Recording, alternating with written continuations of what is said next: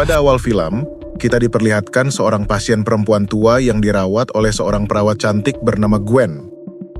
Saat itu, pasien tersebut sedang mengalami sesak napas dan meminta agar oksigen ditambah. Namun, Gwen justru mematikan oksigen dan menekan selang udara, membuat sang pasien tidak bisa bernafas. Detak jantung pasien pun berhenti akibat tindakan tersebut. Gwen kemudian berpura-pura meneriakkan kode biru sehingga para dokter bergegas datang untuk membantu pasien itu. Padahal, ketika dokter sedang berusaha memompa jantung pasien, Gwen hanya berdiri di depan pintu sambil tersenyum seperti seorang psikopat. Beruntung, nyawa pasien tersebut masih dapat diselamatkan oleh dokter. Setelah melihat kondisi pasien, Gwen berlalu pergi seolah puas dengan apa yang telah ia lakukan. Adegan kemudian berpindah ke sebuah rumah besar, tempat sebuah keluarga kecil hidup rukun. Sang istri, Mira, sedang menyiapkan sarapan untuk suaminya, Todd. Putra mereka, Max, kemudian menghampiri dan mengatakan bahwa ia memiliki masalah pada kakinya. Max mengidap distrofi otot yang membuatnya harus menggunakan kruk untuk berjalan. Mira menjadi khawatir karena Max sering naik turun tangga sendirian. Namun Todd mencoba menenangkan dan meyakinkan bahwa itu merupakan hal yang normal. Tak lama kemudian, terungkap bahwa Gwen, perawat psikopat tadi, bekerja di rumah tersebut untuk merawat Max. Saat mereka berempat sedang sarapan, Max tidak sengaja menjatuhkan kruknya. Gwen membantu mengambilkannya kembali.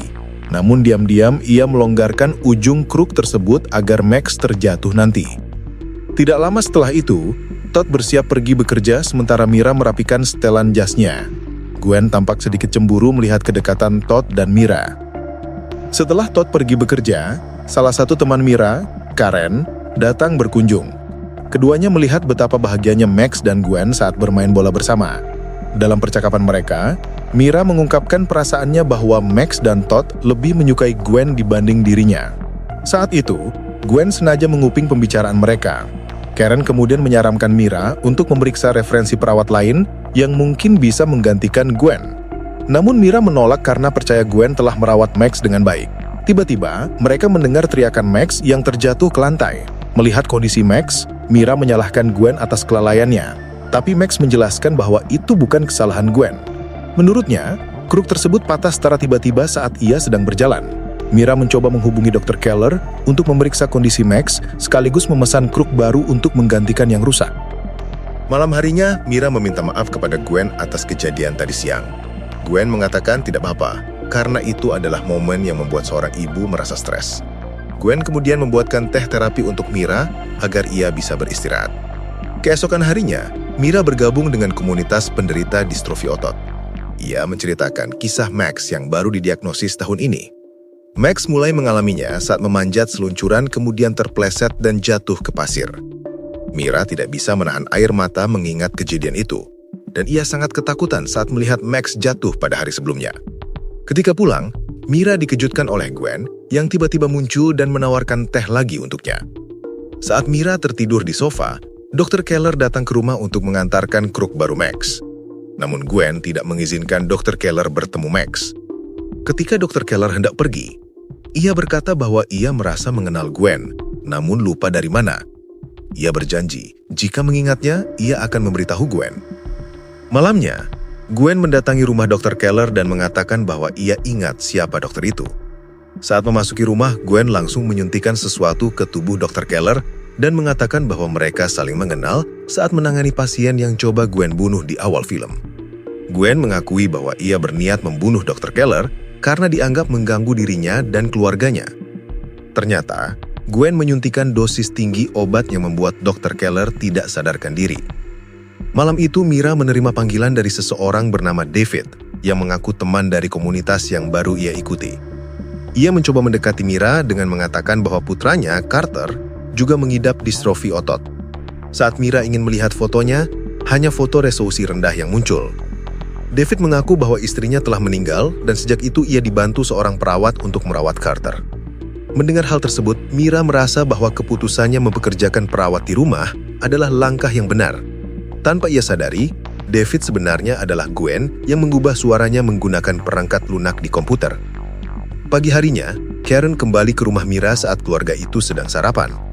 Karen tanpa sengaja menumpahkan minuman di baju Todd.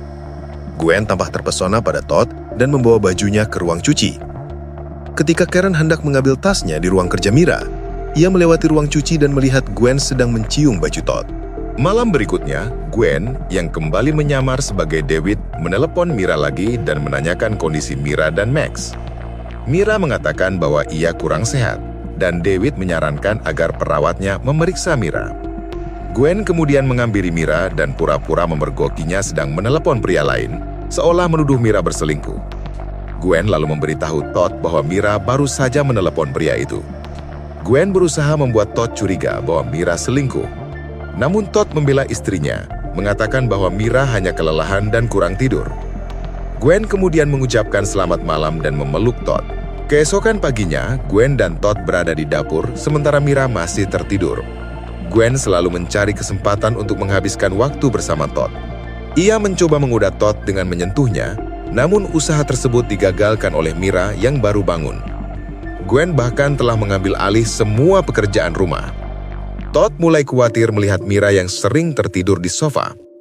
Karen kemudian menelepon Mira untuk berterima kasih karena telah mengirim bunga ulang tahun. Mira bingung karena tidak merasa mengirim bunga tersebut. Karen menjadi khawatir dan menyarankan Mira untuk memeriksakan diri ke dokter. Ternyata Gwen lah yang mengirim bunga itu, lalu memanipulasi seolah Mira lupa ulang tahun temannya. Tiba-tiba, Mira pingsan dan berkata ingin pergi ke dokter. Ia meminta Gwen untuk tidak memberitahu Todd, namun Gwen justru menawarkan diri mengambil darah Mira untuk dibawa ke laboratorium. Malam itu, Mira kembali bercerita kepada David tentang masalah di rumah. Todd dan Max pulang, sementara Mira masih sibuk menelepon. Ketika Mira ingin menemani Max ke kamarnya, penglihatannya mulai kabur dan ia berjanji akan menyusul. Saat hendak tertidur di sofa, Mira mendapat pesan dari seseorang yang memperingatkan bahwa David adalah penipu. Keesokan harinya, Todd mencoba membangunkan Mira dan tanpa sengaja melihat pesan tersebut. Max juga bingung, bertanya mengapa ibunya selalu tertidur belakangan ini. Mira meminta maaf kepada Gwen karena sempat memiliki persepsi buruk padanya, padahal Gwen sudah bekerja keras di rumah itu. Gwen bahagia karena merasa diperlakukan seperti keluarga. Namun, Mira kembali menerima pesan mengenai David dan ia membalas agar orang tersebut tidak mengganggunya lagi. Setelah itu, Mira memaksa diri pergi bekerja. Di kantor, Mira memberitahu Karen bahwa hasil labnya baik-baik saja. Ia mengatakan saran Gwen benar, ia hanya perlu istirahat. Karen menyarankan agar Mira pergi ke dokter lain yang tidak berafiliasi dengan Gwen, namun Mira tidak keberatan. Mira lalu menerima email dari Gwen yang menyamar sebagai David. David mengatakan bahwa Weber yang sering mengirim pesan kepada Mira bersikap memfitnah. Namun pesan kedua mengatakan bahwa anak Mira berada dalam bahaya dan meminta Mira menemuinya di sebuah kafe. Di rumah, Todd mendengar percakapan Mira dengan Gwen mengenai pertemuan tersebut. Todd menjadi kecewa karena yakin Mira berselingkuh. Mira kemudian pergi ke kafe tersebut dan di sanalah ia bertemu David Weber yang asli. David mengatakan bahwa ia tidak memiliki anak dan tidak pernah berbicara dengan Mira. Ia menjelaskan bahwa seseorang telah menyamar sebagai dirinya. Ia juga mengatakan bahwa istrinya, Laurel, meninggal karena kanker paru-paru dan ada seseorang yang membujuk Laurel untuk menghentikan kemoterapi dan berhenti menemui dokter, persis seperti yang dialami Mira. David menunjukkan foto orang yang menghubunginya, termasuk foto anak palsu yang ditampilkan sebelumnya. Mira tampak tidak percaya, namun ia belum menyadari bahwa Gwen adalah dalangnya. Todd yang mengikuti Mira melihat Mira memeluk David dan salah paham. Di rumah, Gwen didatangi Karen yang ingin memberi tas desain baru untuk Mira. Karen juga ingin mengonfrontasi Gwen. Karen mengatakan bahwa ia melihat Gwen mencium baju Todd dan mengancam bahwa jika Gwen bermaksud merusak keluarga ini, ia akan melawannya. Namun saat Karen akan pergi, ia dipukul dari belakang oleh Gwen.